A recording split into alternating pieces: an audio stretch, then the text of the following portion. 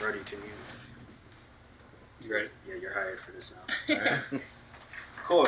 So pretty much as an agenda, we're going to talk through like 5 key things that I thought were important. Obviously, like I mentioned earlier, this is not going to be extremely covering everything. Obviously, there's going to be a lot of other little nuances, but we can obviously talk about them afterwards if you want. But if you have certain experiences with any of this, please share it at the end as well. So we'll talk about packaging your music, framing a narrative, working out your promotional content, and then also distribution, and finally figuring out certain relationships and PR to help you get exposure.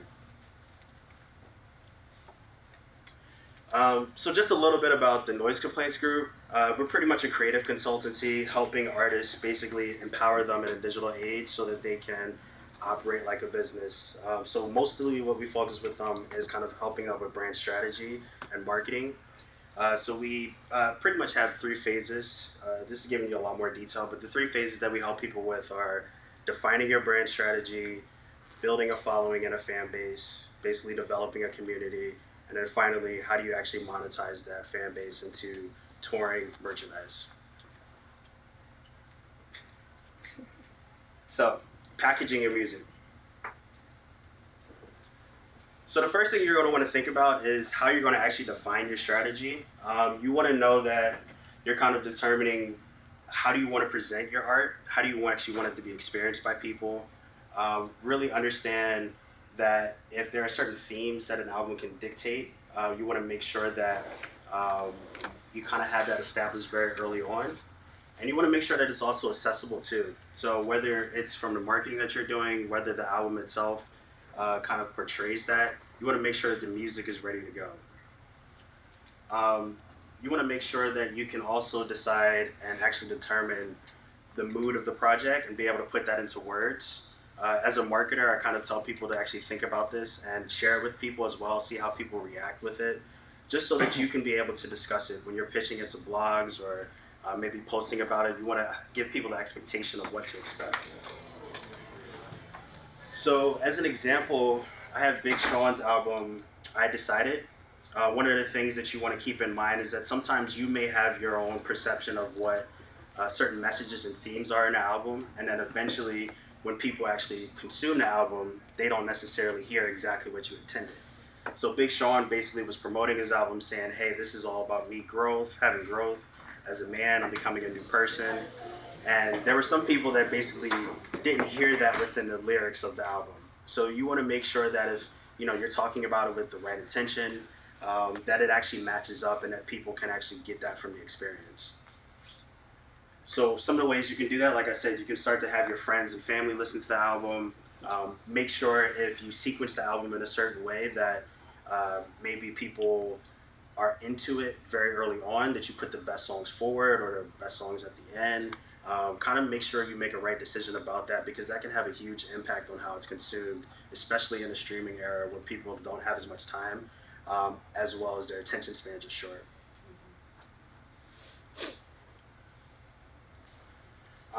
One of the things I don't think people think about as much, they come up with their music and they just want to put it out there, and you don't want to necessarily force that to your fans. You want to kind of understand how your fans are listening to your music as well, whether it's your music or kind of music within your genre. So for example, sometimes people will get like a hip hop mixtape and they just skip through each one, give each song 30 seconds just so that they can decide, hey, do I like this one or not? Whereas somebody might listen to like a Kendrick Lamar album and actually sit with it for an hour or evening and actually dissect every little bit and piece of it. So, you want to talk with your fans at shows, understand kind of how they consume music, get familiar with the streaming data as well. There's a lot of good information that you can find on SoundCloud and Spotify about where your fans are, but also how they're listening to certain tracks. Are they listening to your entire album, or are they just kind of picking out certain songs? Are they skipping a song after 30 seconds? This type of information is super important for you. And ask yourself some of these questions too. Do your fans like cohesive albums, or do they just like a collection of singles?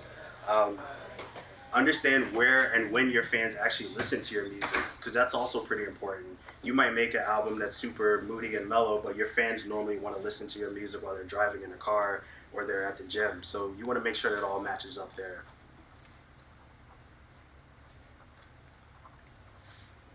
All right, so I kind of mentioned making a cohesive album.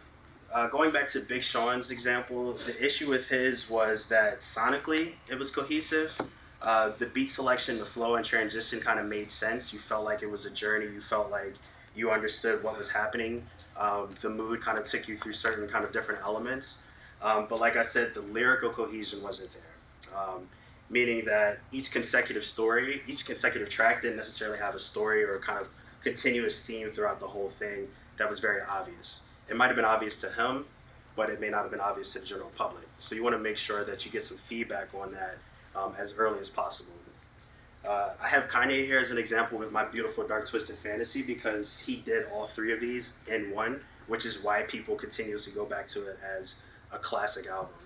I think lyrically people understood what the theme was throughout the entire album, which was him kind of having a redemption comeback after the Taylor Swift thing. Kind of ironic because you kind of need something like this right now. But additionally, people have been dissecting his album from a sonic cohesion. So when you actually dissect every detail about it from the production side of it, he's actually telling a story with all the different instrumentation throughout the album that actually sends you through certain moods and certain kind of elements so that you feel his pain on certain songs as well as his uplifting moments. So you want to make sure that you kind of decide what type of cohesion you want. It doesn't have to be all three of these. You might just have lyrical cohesion through all of it. It might just be just awesome beats that are consecutively kind of hitting in a certain mood or a certain vibe that you want. Regardless, having all of this kind of in order will help you be able to talk about your album when you actually need to get out there and get it promoted. What's the story with the multiple album covers? Oh yeah, so that's actually another reason why I wanted to show this too, because your cohesiveness and the continuation of the story and the themes shouldn't just be in the music. It should also be how you present and package your album at the end of the day as well. So with his album covers, these were all kind of relation to, I guess, kind of how he was feeling at the time after the post-Taylor Swift situation at the VMAs. So this was kind of like King's dead, he's was on top, and then basically he lost all of his fans and people just kind of turned their back on him. And so all of this is kind of like him going through the challenges of being a celebrity, kind of a split personality, having all the kind of back and forth of different things you have to deal with from a challenge perspective, and then actually going ahead and figuring out, hey, how can I win the public's approval? So it's all kind of a journey there. So if the artwork kind of represents that, then like I said, it's kind of a collective story there. Which is a good question. Leads to the next part of, you want to be able to frame a narrative. And so, So album frameworks work pretty much because they'll help you take your fans through a journey. And by framework, I mean, this is after the music has kind of been packaged in a way that you're ready to go with it. And then from there, you're going to tell a framework about what the story is about in terms of how you made the album, the themes that are in it. So take some time to really understand how to do that. And really, an album framework will help you set the expectation and mood and mindset for your album. So well before it even comes out, people have an idea of what to expect. Sometimes people will do this, obviously, months in advance. I've seen people do album rollouts for an entire year. Very recently, I thought J. Cole was probably one of the best examples of this because he did it within a week. Obviously, not everyone's going to be at that level of recognition or kind of clout where you can just put an album out in a week and do that. But even what he did within a week was framing the album. He put out, he started posting on Twitter. He cleared his whole Instagram and all of his feeds so that people didn't understand, or people were curious about what he was going to do. And then kind of like the day before the album came out, he put out the 3 meanings of what KOD stood for. And you can't see it here, but basically it was a picture of the album cover art, which basically referenced kids on drugs, all the different themes, King overdose, as well as killing our demons, which were kind of the prevalent themes for it. Regardless, within the first 24 hours, he had everyone with the expectation of what to expect for this album. And then also too, when you have kind of a cohesiveness and a framework for the album, whether it's before the release of it or afterwards, you also give people an opportunity to continue to come back to your album. And that's always good, especially when you want to get more streams from people. You want them to not just listen to it one time, you want them to kind of come back and listen to it over and over again. Question? Well, I just want to. The other cool thing about J. Cole's project is it's so culturally relevant. Yeah. Like he's talked, like so much of music and hip hop culture is around like drugs and syrup and being super fucked up, and he just like very specifically speaks to that. Yeah, exactly. So thinking about how to frame your project, begin with what you initially felt emotionally while you were making an album. What were kind of make a list of all the themes and the story that you have within it.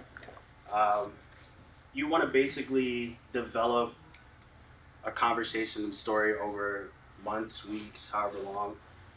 Some of the things that you can do is start to do preview to messages and themes and kind of however you communicate with your fans, whether that's your own blog, whether that's your social media.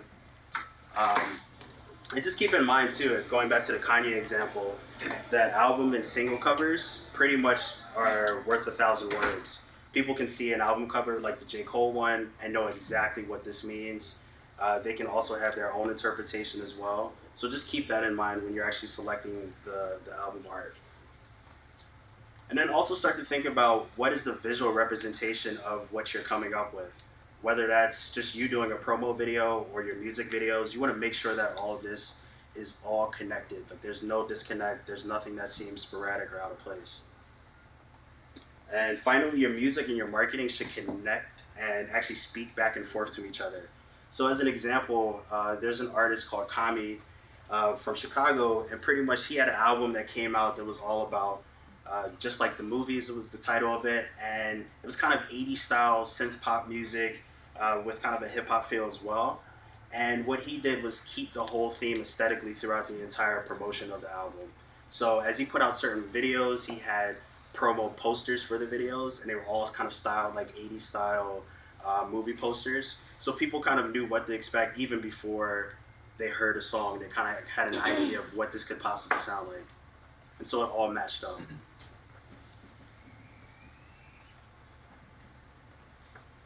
Question? Yeah, go for it. This is just a comment. One thing that I think is a really easy way to bring cohesiveness is to pick your font. Like your font for this project, like people will start to associate that with you instead of every time changing up to a different font, and people won't necessarily know that it's like my font's Bevis New. Yeah. Like love that font. But there are like websites where you can just 1001fonts.com. Because fonts are like immediately give people a reaction. If it's like a really swirly font, it's like, oh, it's probably like sounds girly or something, or like sounds a little more soft and nice. Or if you want like a dripping font, it's like maybe a little more intense, or I don't know, just. Yeah, so also what I've noticed, obviously I'm not big into musical scene, but what I've noticed as a listener is when like a DJ or a producer or whoever releases like solo tracks, they all have different artwork and different font and different feel, and that's intentional because you want to separate every track because you release them one by one and you want to have every track like brand new something. So pretty much in order for the album to feel like it's put together, you have to do the exact opposite. You have to keep the font like the same font over the album, maybe similar names that match the feeling of the songs and of the full album. Yeah. That's true. Yeah, and in addition to that, not just what your the fonts as well, what is your personal image as well? Mm-hmm. You don't want to have an album, I don't know, about a heartbreak and a breakup, but in every picture you're posting, you seem very, jolly and things are going well. It's gotta completely add up and vibe well completely. Mm-hmm. And sometimes you may have mysteriousness about you and not even have anything about your public image available. You want to kind of be consistent with that as well, because you got to keep in mind once people start hearing your music, they're going to want to find out more about you, and they're going to want to look at everything that you do. So definitely scrub your social media, make sure it represents everything that goes along with your album release too. Sorry, I just have one more comment. I just really love this topic of branding because I feel like very recently I kind of found my brand. I make a living just off of like Instagram now, basically, which is very brand, like you have to have a consistent brand. And the best advice I ever got was like, pick your 3 colors. Like, pick your 3 colors and stay in that realm. So my colors are black, gray, and purplish tints. And pretty much, like you'll never, I was like, okay, well I can't post I'm not going to post on my Instagram where I'm wearing bright green. Like I just never would. So anytime you do, you post these things, you want to have a consistent brand where people will subconsciously be able to recognize that that's Scarlett, or oh, that's the broadcast, because they have this reoccurring theme. And even though it might change, the message might change, the album might change, like people are gonna know that that's you. Like Ariana Grande is really great at that. Obviously, some of the bigger artists can do whatever the hell they want because their face is their brand. But as we're building up in a new era of artists, we really have to be able to differentiate between what is the brand of my band and my project / who am I as a person. I feel like, sometimes there can be that loss because you're like, well, I'm not always this sad. Like my stuff's very moody and like, but I'm actually like a very peppy person. So it was like kind of a struggle for me to be like, well, I don't want to just come off so like, so bluesy and like depressed or whatever. But, you gotta really, and you can grow, I guess, but you have to really kind of commit to something and see how it works for a couple weeks, try it out, see how people respond. Be very honest in your captions, and try and just get people engaged with what your music is. People should be able to kind of feel what your music is based on like your captions and the photos that you're posting. I don't know. I'm happy to talk to anybody about like Instagram and Facebook and stuff. That's kind of where I live. So if anybody wants tips or has a question about that later on. Yeah, that's helpful. As far as branding goes, you guys know who Iron Maiden is? Yeah. So I think they have like one of the best brands ever. Yeah. I mean, their shirts always exactly the same, with Eddie on it, Iron Maiden up top. Albums exactly the same with different details, obviously on the cover. But every time I see anything that looks like that, I think of Iron Maiden. Yeah, great branding. Yeah. And you go to their shows, every shirt, everyone there has that shirt on. It's crazy. It's crazy. I just think that's an awesome thing because every time you see anything that looks like that shirt, you think I agree. Definitely. Yeah. So that actually is a nice cue up because the next thing is actually focusing on consistency. So you want to make sure that you have a plan. Think of it as pre-release, the day of the release, and then post-release of the project. And as you guys have kind of mentioned, you want to be consistent across the board in everything that you do, whether that's the color and aesthetic, the messaging that you use for it, and really plan out every day when you're going to post things, where you're going to share certain aspects of it, whether it's a week long or a couple of months. So this is an example of a content calendar that we built for an artist. It was a little bit more specific, but I pulled out some of the details from them. So we had kind of trailers that were video trailers, as well as posters that we were going to also share as well. And so it was just like every week people knew when to expect certain things. And they may not have noticed the first week, but by the 5th, or I think he had 14 albums on there. So it was probably about 14 weeks worth of this. So by the time we were at like the 7th or 8th week, people were going to actually pick up on what was happening and expect on, Monday that they were going to get a poster, and then Wednesday we're going to get a reaction video to see a fan hearing part of the song and saying, whoa, that hit me in a certain way. I understand it. So by the time that project would come out, everything was in place. People knew what themes to expect. Just kind of imagine if J. Cole did his thing over a few months versus just that week. So you kind of want to just think about how you want to do that as well, and just stick to your plan. Don't deviate from it.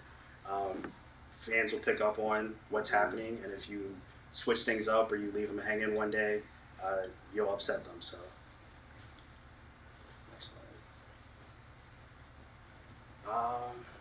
So going back to this as well, you want to stay on brand, but you also want to be unique. So take some time to think out of the box. You don't want to basically just do exactly everything that everyone is doing. Your album is unique, your music is unique. So think about what you're doing and are some creative ways that you can express that. So typical things that people do is they may drop an album track list, very common. Maybe think of a unique way to do that. Um, Teaser videos always help. Giving interviews into kind of the mindset that you were in and what you were doing, going back to the framework of the album. Creating cover art for each song, that's a very unique way that kind of gets people excited about everything coming up. Lyric videos are pretty popular right now. And just you basically want to just kind of transfer the feelings of the album and the music into other art forms, whether that's short films, animation, or graffiti.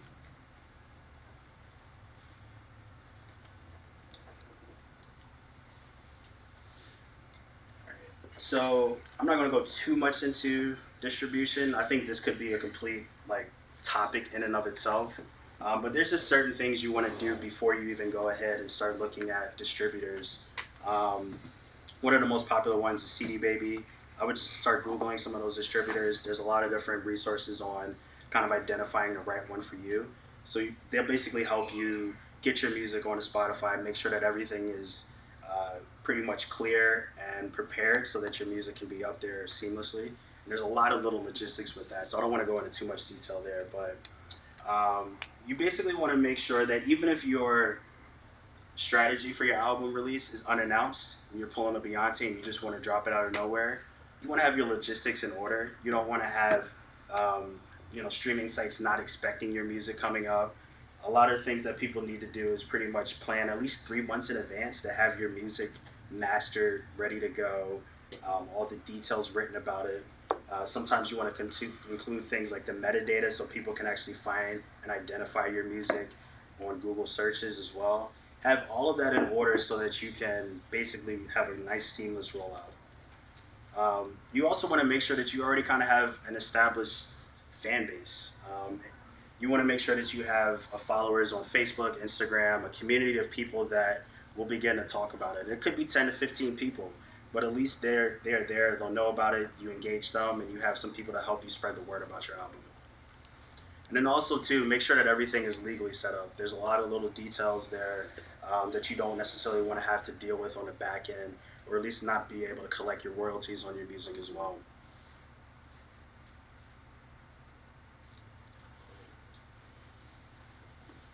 Relationships are everything, obviously. Start building relationships with promoters, bloggers, anyone that you want to kind of get the word out about your album well in advance before your music even comes out. And also, when you want to build these relationships, you want them to be organic too. You definitely don't want to always be talking about business when you meet people. Start local. You don't have to feel like, okay, I have no access to people in Los Angeles. I don't have people at Pitchfork or Fader or any of these different blogging sites. Start small.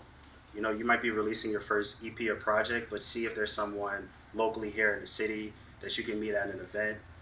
There are a lot of different things. Obviously, you guys are in a room with people here right now. Everyone's got their own networks. You might be able to get connected with somebody and start building relationships so somebody sees your growth. Especially if a local blog magazine starts to see you where you start now and they see where you are 2 years from now. That's a story. They want to keep track of that. They want to be a part of your rise as well. You can start using things like LinkedIn and Twitter to identify certain key people that you want to start building out a complete network, and basically just keep a spreadsheet of some sort to keep track of who you want to reach out when the time is right. And also, don't be afraid to ask your fans for help too. Your fans are there to help you promote it. If they really care and deeply connect to your music, they will do whatever for you.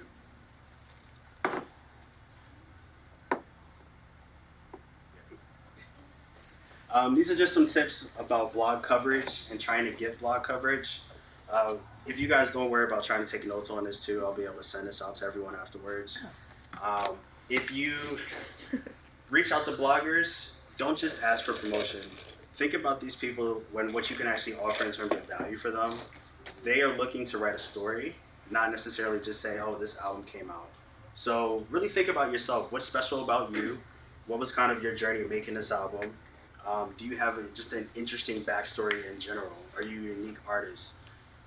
Try to think of ways to develop some sort of cover profile that you can kind of pitch to them and say, hey, you definitely want to keep track of me because I'm doing something completely unique than everyone else.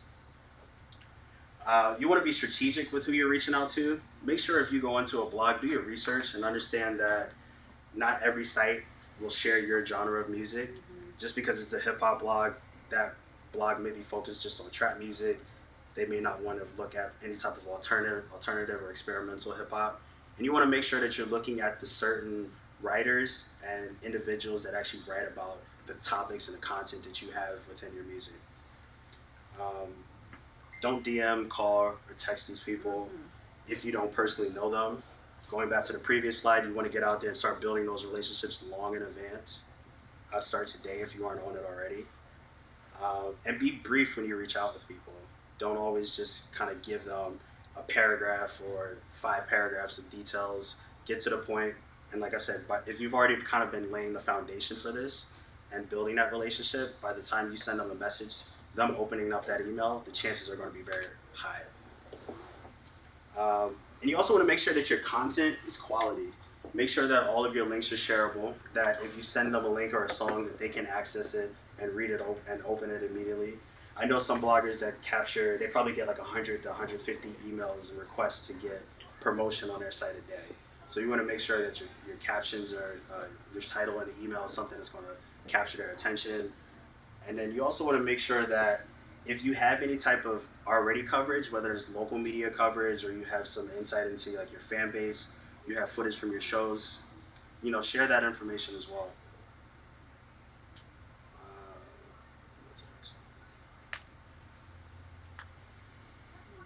So Spotify playlists are super critical right now. That is basically one of the best ways that you can possibly get identified. And a lot of times, I think now people are trying to get on Spotify playlists that are kind of the main popular ones. But you may want to start small. Start looking around locally to see if there's anyone that has a local playlist.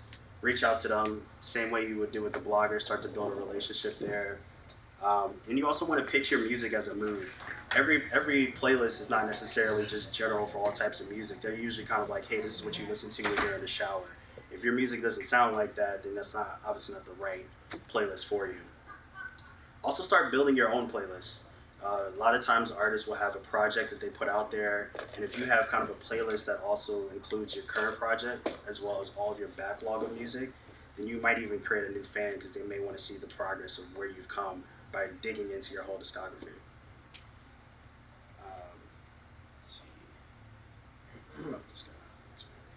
Yo, Kip.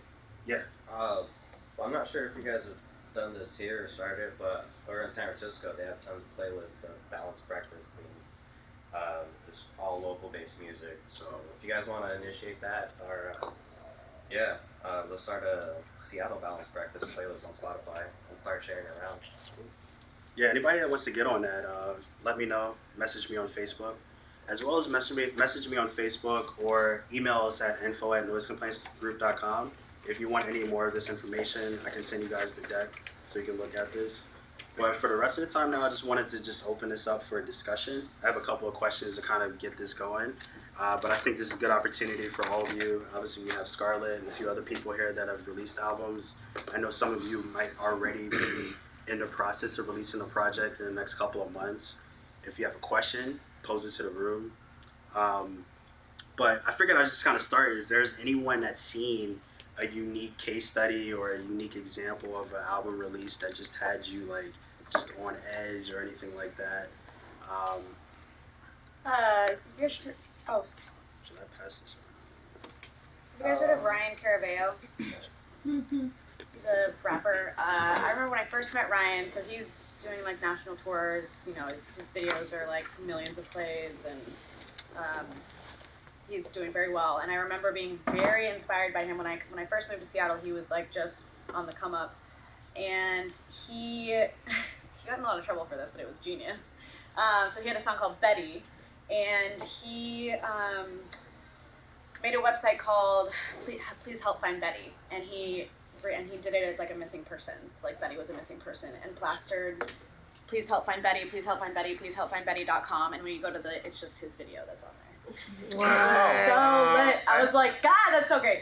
I think that's the And he got in a lot of trouble for it. idea. People, because he ended up like, there was like, UW picked it up as like a lost person, and they sent it out to like a school. And then it was just like, ha, Ryan Curvio. And it was just like, but it was, people talked about it. And it had people were like, damn, this is actually okay. I'm like over being mad, and they thought it was super cool. Wow. So, like, be really kind of creative, you know? I mean, you want to stand out because now that everybody has access to self-releasing their music, like, what makes you different? Like, literally, what makes you different? Because there's a million other people, there's a million other, like, every other major city is doing the same thing, having the same meetings, giving the same information. So it's up to you to not only be creative with your music, but be creative with your brand and be creative with how you're going to grab people's attention. I think it's really, really important to think outside of the box. And you know, and let us know if we can help at all. Where we do music videos, and we really like building stories, and you know, we want to like create some really awesome content with people. So if you guys have a cool idea and want help putting it out there, we love like brainstorming with artists. And Yeah. Also, street teams are really important. Postering does work in Seattle. Like postering is important. I know a lot of people It's are like, legal. man, postering. It's what? It's legal here. Oh, Other yeah. cities Well, even you if it can't wasn't, post fuck it. it. I'm just kidding. But yeah, so just gonna just be as annoying as possible as an artist. I was super annoying until like about like Capitol Hill Block Party. I didn't spam, but I basically emailed people and I was like, hey, you need to know who I am. Hey, I'm putting out an album. Like, hey, you're gonna want to hear it. I don't care if you don't want to hear it. I'm gonna send it to you anyways. Like, and you know, like. In a respectful way, I wasn't blowing him up or anything. I sent him one email every 3 months and just like, hey, here's what's going on with me. Here's my latest songs. Here's what the album cover looks like. Keep an eye out for it. Da da da. Scarlet Park. Like, don't sleep. Like, kind of thing, you know. And I don't know. Just think about the Ryan Curvio thing. That was like a really good move because it got people's attention, even if it was negative. And no publicity is bad publicity as an artist. Yeah, I think back in LA a few years back, there was a big poster. I'm sure you guys have seen it. It's been a meme on Facebook as well. This man owes more than $1 million in child support debt, and it was like a guy, and it was a song. It was a website, MikeyMike.com, But yeah. and it was the same thing. It's just like it was a guy with he's like a rapper. Same thing. It was like. It blew up bigger than I've seen it back when I was in Ukraine. It's crazy on the internet. It's it was a big thing. So definitely gotta be thinking of the original ways and new ways of being out there. That's for sure. Also, partnering with brands. Sorry.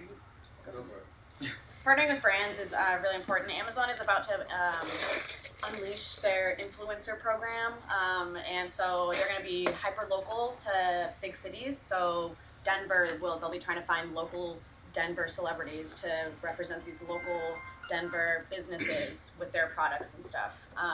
So that's a really great way. You can get a lot of free swag that you can also like give away on your Instagram, which is another way for people to get follow you. And so there's like artists are going to be like basically we're going to be the marketers in 5 years. So TV ads, magazines, everything is kind of dying right now as far as marketing, and people are scrambling for like how are people purchasing their stuff? Everybody's selling everything online. Like brick and mortar stores are gone. Like you're seeing everything closed down everywhere, and so it's really going to be people are going to be following these celebrities or these tastemakers that they like. They're like, oh, I like Brody's vibe. I like what he wears. Blah blah blah. Like if he was to say like these shoes are the shoes to buy, I would trust Brody.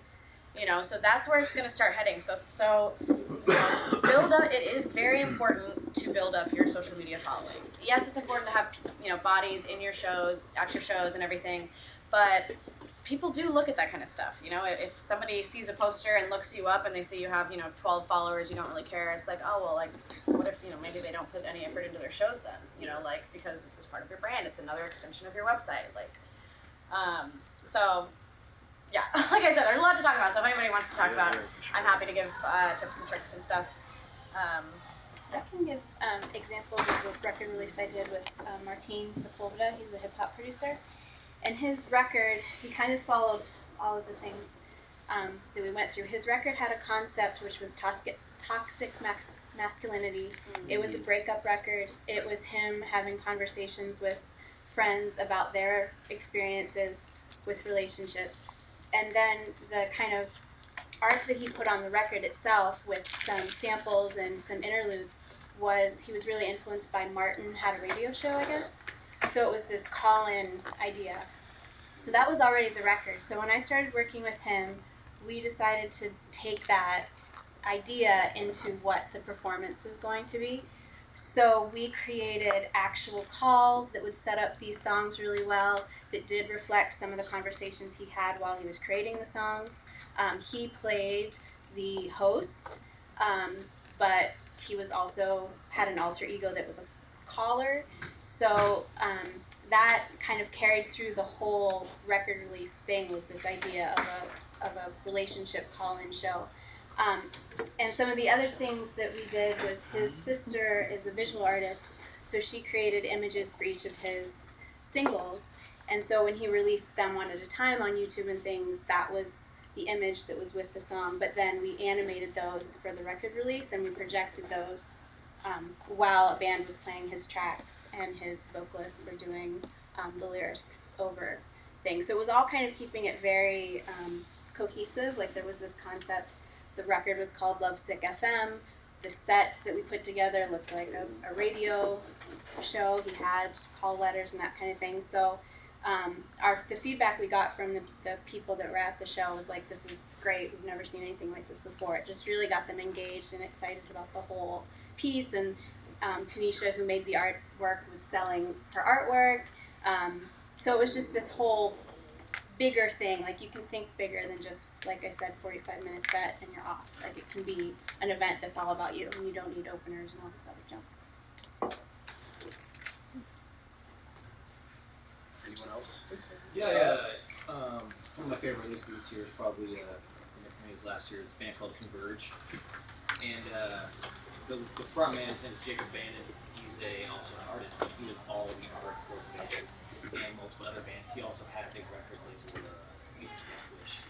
And what he did was, he had songs, and for every song he would have a image, and then he would also, on the backs of the t-shirts, he put the image for the song, and on the back he put all the lyrics. And they were all in different colors, and so each color kind of represented the mood of the song. Each image was, intertwined with what the song was about. And then, when I went to the show, it was awesome because you went and you saw different people with different shirts and different songs, and they would get stoked when their song was playing, and they'd all jump in the pit. And just how cohesive everything was with Converge in general as a band. Like, all their albums are pretty much, they look the same, they feel the same, but yet they're all very different in their content and what they're trying to express through their music. I was just really motivated by that album release. I think some cool things are, someone mentioned over here about relevancy. There's an up-and-coming artist, I'm sure people barely heard of him, his name is Macklemore. But he did something with that with Visual Aid. There was a song called My Oh My right after the Safe You'll Feel announced he died. So with that kind of relevancy, as soon as he died, people went to go listen to the song because of that. He released the Heist with a song called Same Love. That was around when politics were really conflicting about the gay community and whatnot. I thought that was really cool for him, keeping relevancy and then showing a different side for other people's perspectives, to show people that have one side to be like, oh, that's good. And then other cool things I saw in the music industry is consistency from people. Like last year on YouTube, things were popular was like vlogging. So I think if musicians vlog kind of how they do production or uploading covers or music videos and stuff like that, and then live videos, people will actually see the personality and the performance and say, hey, let's go to your shows. And then you can use that to combine it to make an album or release an album too. I think that's also pretty cool. And then promoting it, another artist named Tekashi69, he would actually wait outside of radio stations when people like clock out of work and literally hand out his mixtape. And some of the big radio stations actually took the time to listen to it because they're like, you actually wait for me to clock out of work. And people were willing to do that because he actually had that personal connection, not just emailing them and spamming them Yeah, so just hang out here. away. Like, yeah. You made me think of something like, as you're putting out this promotional content, whether it's a poster, I've seen people do maybe just behind the scenes videos. Maybe they're in the studio working on an album and they just do a quick live stream. So obviously we're doing Facebook Live right now. If you're doing that stuff, you can save it offline later, compile it later, and now you have kind of maybe a documentary that you put after the album that shows what happened and how you developed that. So you can really like play around with a lot of different mediums and to be able to sell that too.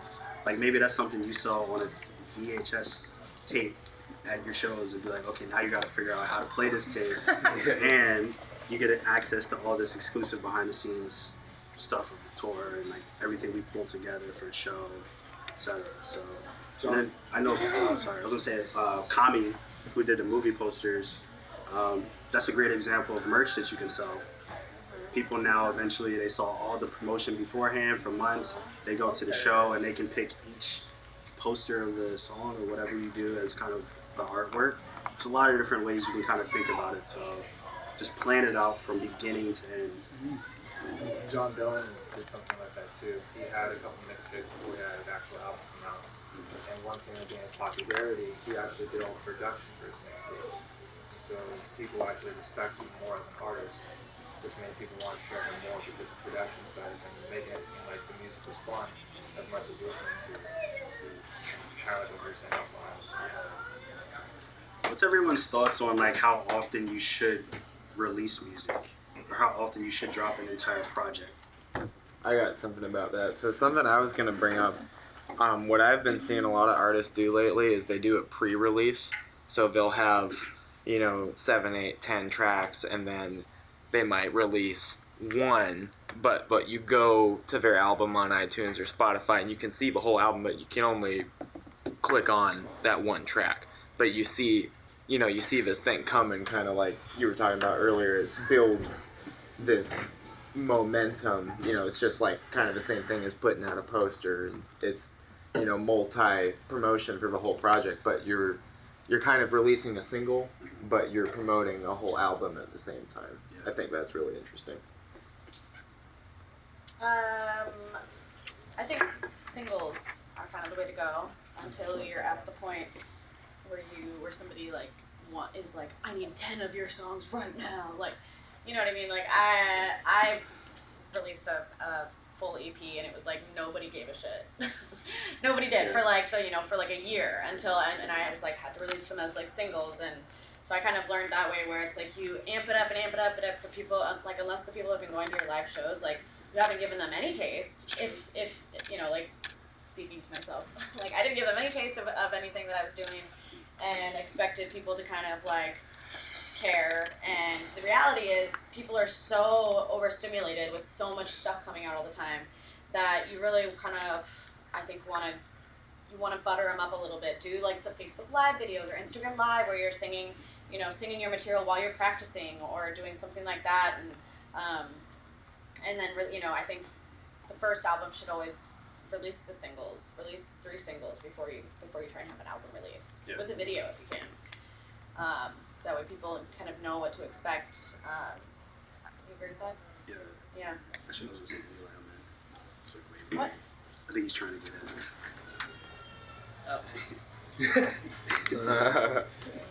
Yeah, I personally think that in terms of how much music and how many albums you should release, I don't, and like how soon or how fast. I don't think there's a necessarily a recipe, because we see a lot of big artists waiting 2 years, 4 years, and then we see big artists like Tech9 releasing them 50,000 albums, and you go on his playlist and it's just woohoo, and you're lost. But so I don't think there's really like a recipe for success in that. But I do agree with Scarlett that listening to releasing songs is a better way, because I read a lot about artists and biography and all that stuff, and the majority of bands and artists, they're usually releasing their album when they're signed already with the record company, and that's when they have right. Somebody hears the music, songs, and then what I see is like his big success came from this album that came out with this record, and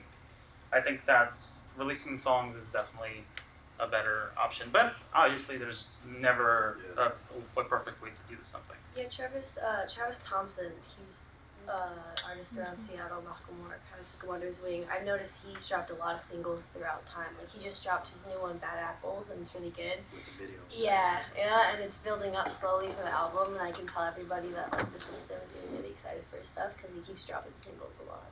Yeah. And they have super cohesive artwork. It's super like you look at it and you know it's Travis Thompson. It's kind of retro, like Sandlot Kid style. Yeah, it's really cool. So that's actually leading me to kind of another question. We could talk about the listening habits of people. Like people may not want to listen to an EP or anything like that. Do you guys still think, and ironically, I just gave a presentation about project release, but do you guys still think that projects even matter anymore? Should you do a holistic project?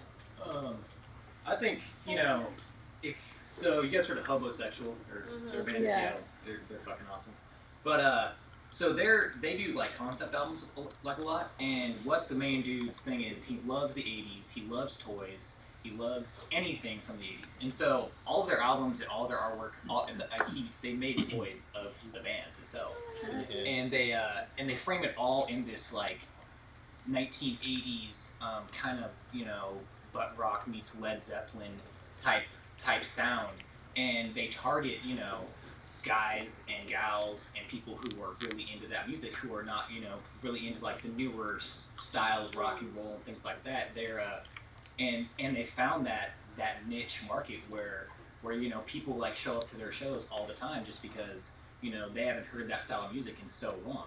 And I think that's really good to like find your niche market where you want like what do you want your people to be doing when they're listening to your tunes, and for them it's all about those people are probably thinking about glory days back in the day when they were kicking it at high school and college, listening to all these albums, or like another good example of like listening to something while you're doing something.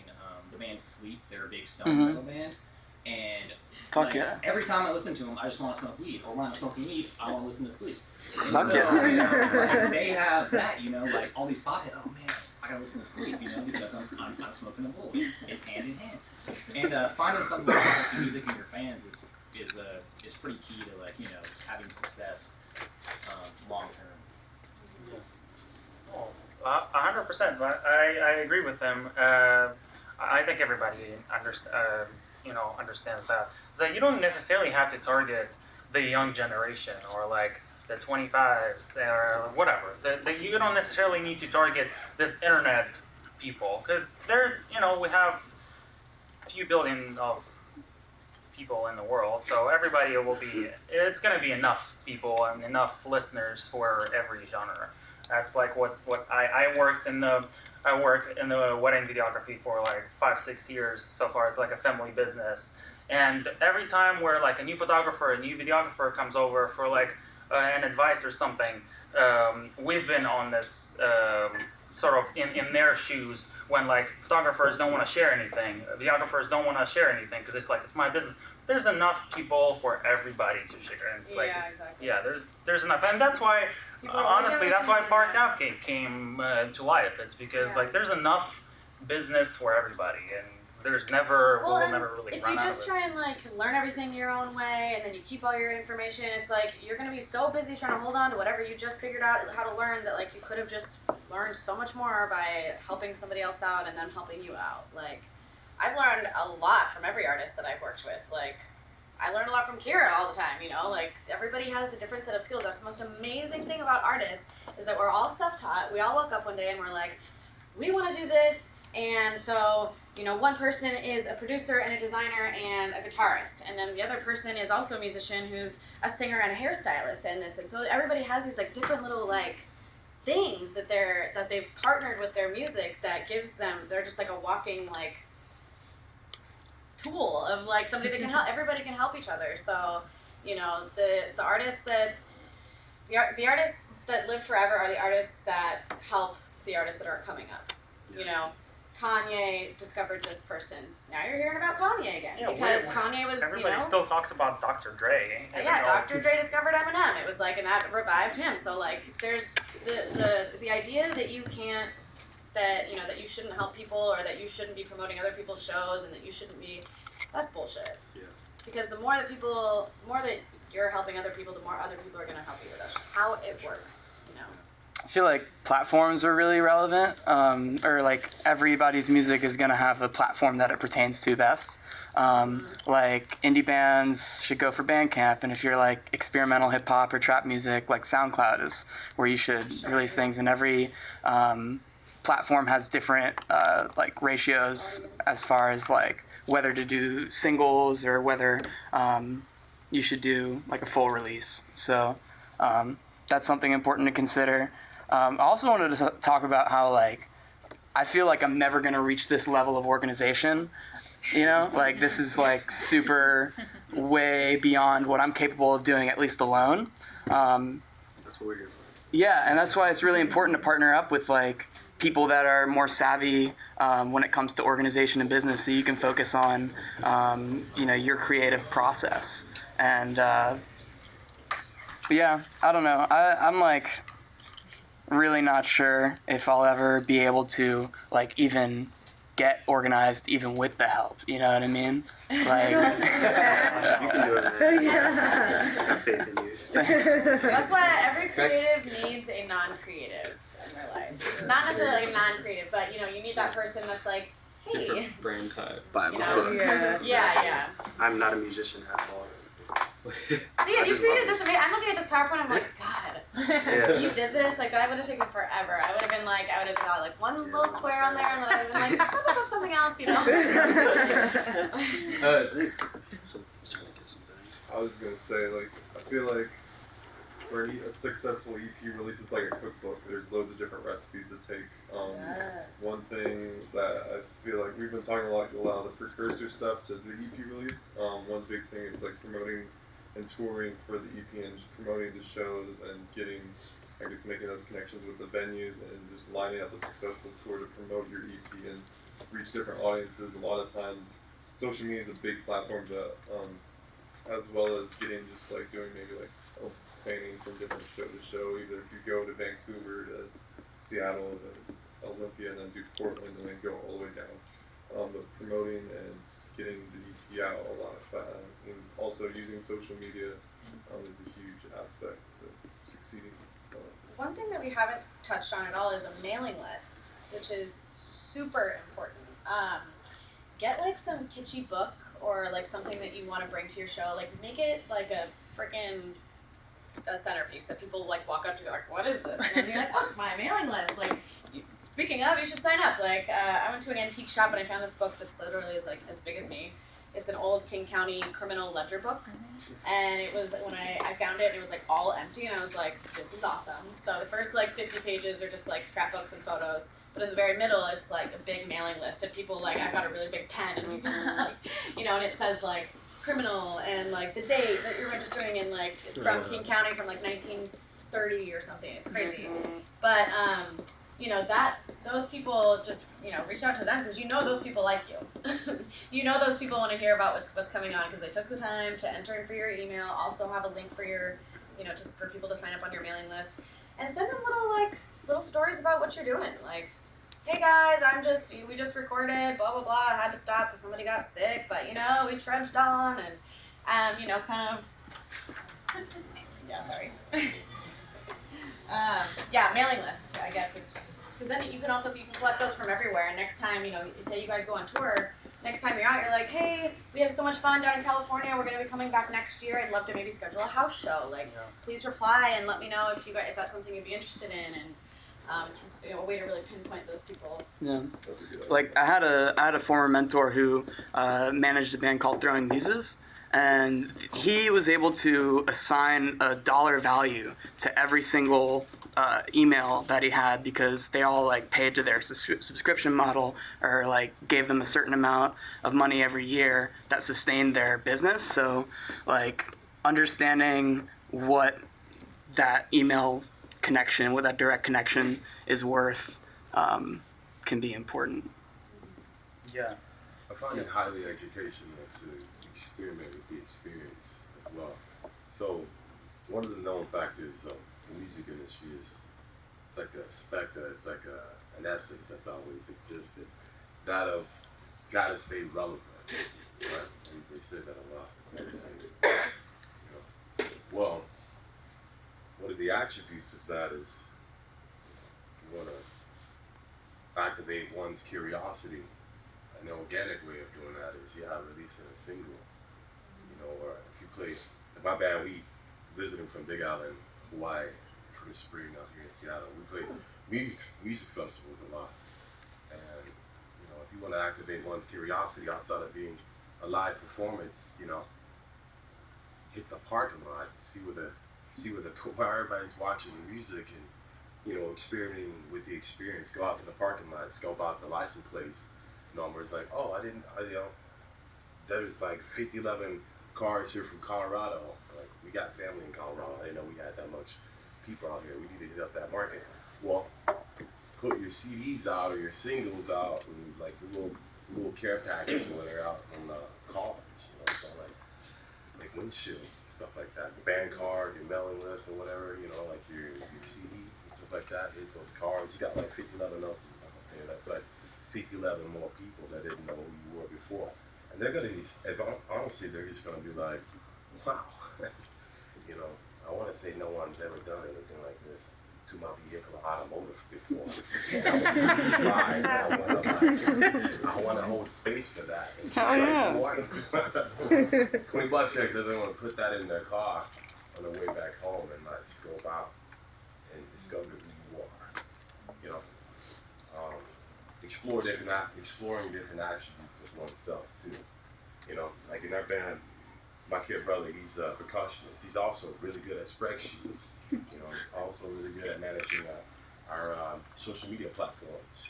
So for every other person in the band, like we're not just like, yeah, man, like I'm the lead vocalist and singer, songwriter, and guitarist. That's not all that I am. Do voiceovers for like our albums and stuff like that, or like our singles or something. Narrator shit, or just like people's person. So like one of the intimate ways of getting to know a city or a town is hitting open mics. Experimenting with the experience. I've got to just like get discovered by sitting on your ass. Okay. And maybe you will. Maybe you won't. I don't know. But are projects still important? I find them highly, truly relevant. Still relevant. Yeah. Potent, powerful. Yeah. True. Yeah, you were talking about kind of identifying your niche audience, right?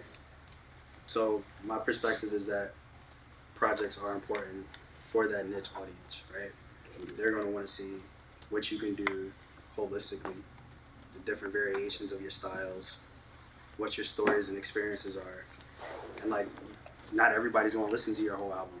Like Scarlett said, she put out an EP and there may have been a few people that listened to the whole thing, and then others may just been casual listeners, just listening to different singles. So that's kind of why you have to think about like what's the best hybrid for you. Certain people can put out a whole project with no promotion, and those people the fans are going to listen to everything of it. But there's a lot of rap artists where I'd be like, hey, you need to take the Lil Wayne effect, and you need to put out a single every week for the next 10 months or whatever before you put out a whole project, because they just eat it up. It's quickly digestible. But you just have to really think about what fits you, like what's authentic. And that's why I put it at the very beginning of like, how do your fans consume your music? How do you want it to be experienced? Because once you kind of put it out there, it's going to be up for their interpretation. You don't want to put it out there and it's getting experienced in a different way that you didn't want it to. So really, really think about that. And I'll also say one last thing. I'll also say that you want to make sure that you kind of budget your time out. I don't say all of this to say, all right, you should be thinking about this while you're working on the album. Finish your album first. Do 100% into that. And then when you're finished with the music, maybe you kind of split it 50-50. 50% you're doing a little bit of promotion, 50% you're out there networking. But regardless, you got an album in your back pocket. And you might be ready to release that at any given time. So you just want to make sure that your focus is there. Like there's a left-right brain thing. Like, you don't want to have to do both of it because you want to make sure you make the best music possible as well. So Go ahead. I just had a question for anybody in the room. Has anybody worked with a booking agent, and what are your thoughts on I am a booking agent. it? Perfect. I think, what do you mean? What do you Booking mean? for like Sorry. colleges and booking for like festivals, like around here, like say Capitol Hill Block Party or Sasquatch or something like that. So I don't take percentage. I take percentages from companies that want to book artists instead of don't work with a booking agent that's going to take a percentage from you. I would say, What do you college. look for then? What do I look for? Yeah, if you don't do percentages. I charge the venue that's having me book. Take percentage of whatever ticket sales come in, because I don't believe that artists should ever pay. You should never pay for booking artists. You should never pay to play. If somebody's telling you that you need to put money out in order to have a show, like, give them the big finger, because that's not okay. Isn't that still sorry, I don't mean to debate, but like, isn't that still technically percentage though? Like, the venue would pay the artist? No. So they basically give me an upfront, no matter, like, regardless of if the room fills or not. They just pay me directly. So,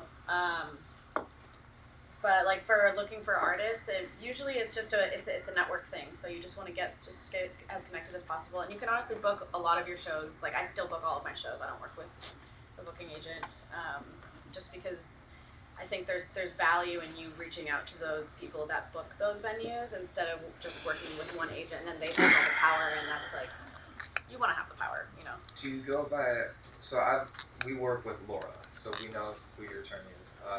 She said for booking, as a booking agent, we have to go by an alias name because you don't want to represent yourself as the band. What are your thoughts on that? Yeah, so I have like management at scarletpark.com, and I send the emails out, but I just sign management. Okay. So that's an easy way to do it. Or now that Kira's working with me, I'll draft up the email and then I have her send it from her email. Oh, perfect. So that's another good way to do it. If you can just have a friend who's like down to just be like, hey, can you send this out for me? And then just CC me, or BCC me on everything. That way you see all the replies. It is good to have, be speaking from a third person, like, Just we, and that's the it. broadcast is coming to town. I've been representing them, blah, blah, blah. They're really great, and they, yeah, so it is good, because instead of just representing yourself, I think that's a good point, for sure. So you don't believe in like buying onto like venues and playing for them or what? 'Cause, like, no. well, like when like a big act comes in for like, let's just say like a big one that's been on the radio, that's playing like a big venue, like the Paramount or whatever, and you don't want, like, I think it's big exposure if you get to play in front of that sort of crowd. Let's just say it's like a sold out show. They would never ask you to pay. Yeah, and they will ask you to sell tickets. Yeah, They'll but you give you should 50 never tickets and owe say anything. you need to sell these. You should never owe anything. You should never, if anybody ever says, we want to put you in front of this big band, but we're going to need you to front us $250, that's a scam. Yeah. Flat out. Like, And it works like that in every industry. Yeah. I've worked in acting industry as an actor, and it works the same exact way. You never, it's a scam if somebody's like, you gotta go to pay us to you go to be a in talent movies. agency and they're like, well, just give us $300 first and then we'll book you some. It's like, no. Yeah. No. Yeah. What were you gonna say? But that there was a company around Seattle called Afton that was doing that for a while. Don't work with them. The Yeah. worst. Yeah. They, You got the show at Numos though.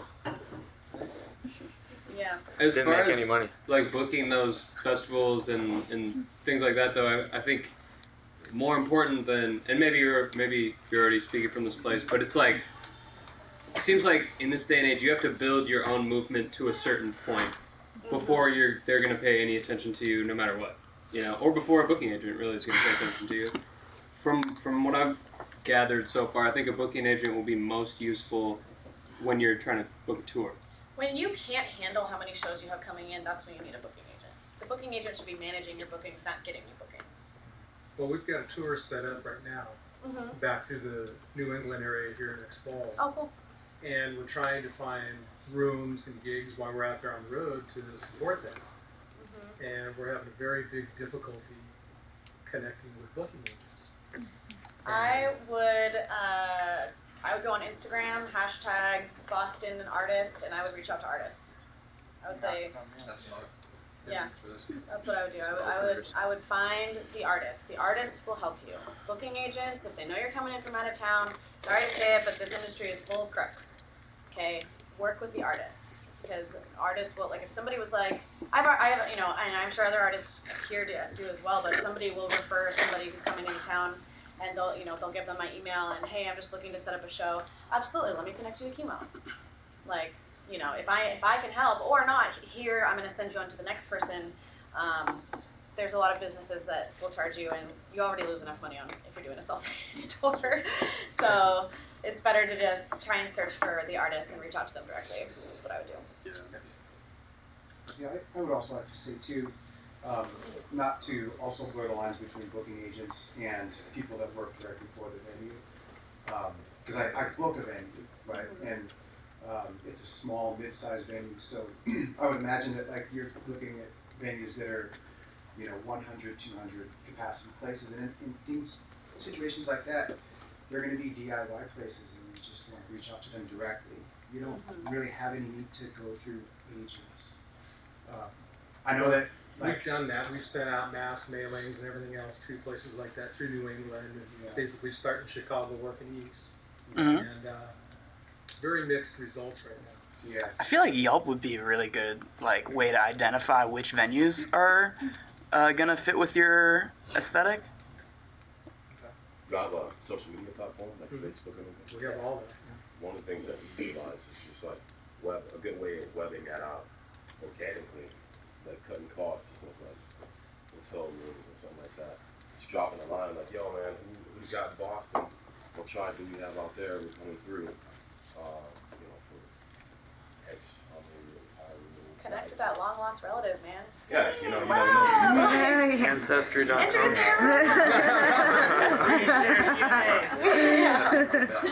Genetically inclined. I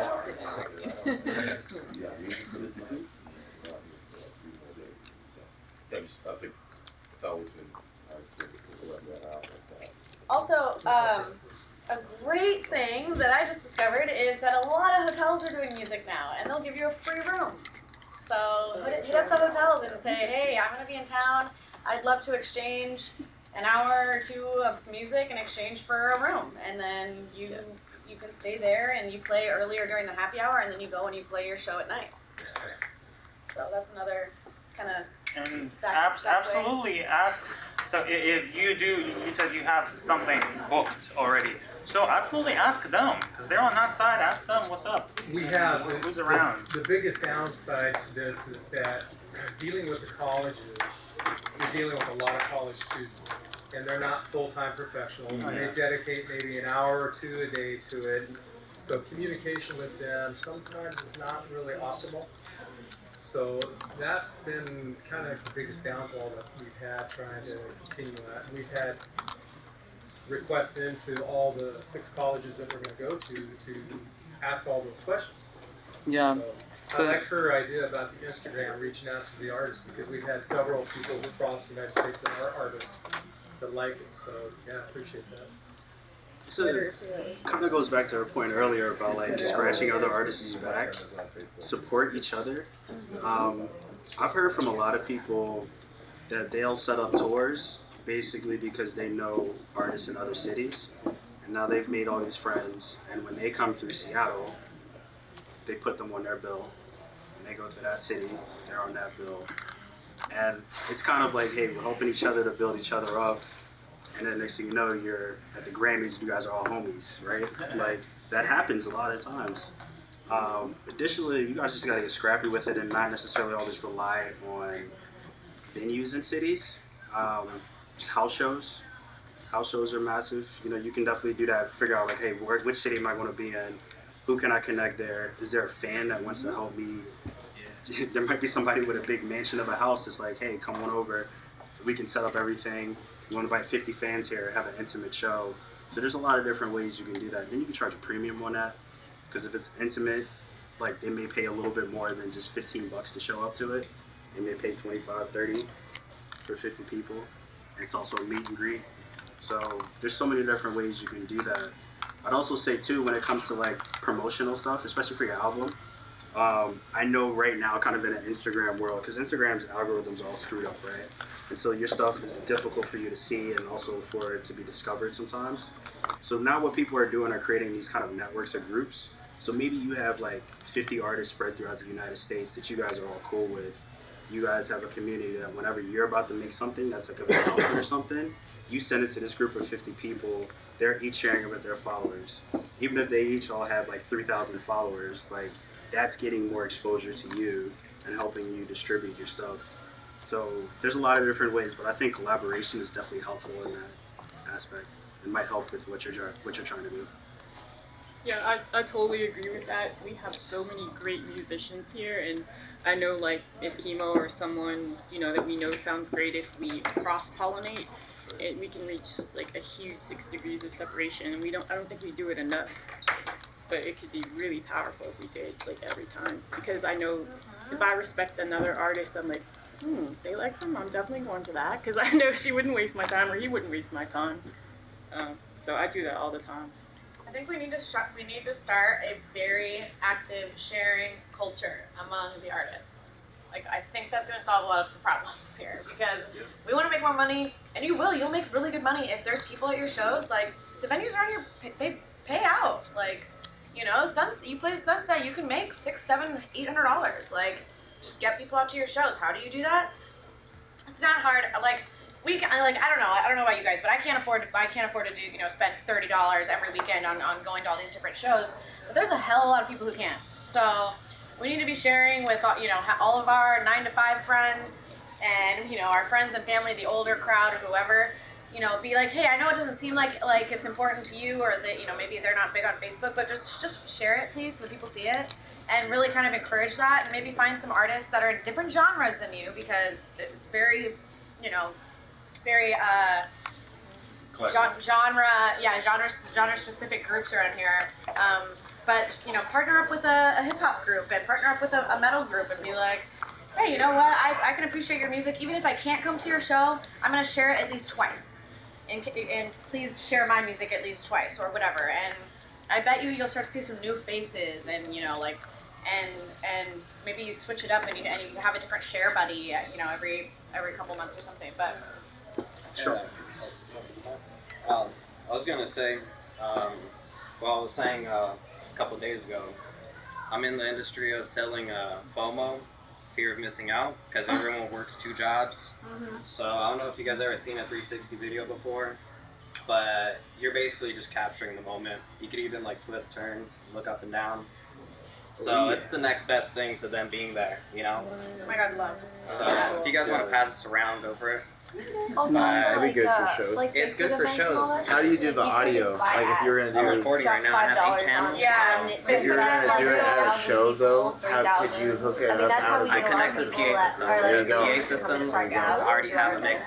Yeah. So I can even credit the live engineer too, because but yeah, I usually bring targeted. Like you can be highly mix mics and specific with everything. It's just it's fairly easy. So the only hard part is production. You gotta like $5 for like we need a ridiculous and then it's like, that's great. and that's what our sponsors have. So I feel like what's weird about that is that I see a lot of my friends' posts coming up with so we can sponsors. work on the barter system. So Hey, let us know. Do you have a card? Exactly. On Facebook, just to wrap up, Like how weird is it that I'm like paying for my friends? if anybody wants this information, anybody found that the deck was helpful, I have my computer over here if you want to sign up for the newsletter. We have a monthly newsletter that we send out, but regardless, I'll follow up with anyone from here that wants that information. Or even just message me on Facebook, Kit Russell. I'm more than happy to share this deck. I made this yesterday for everybody to use, so thank you all for coming. Thank you so much.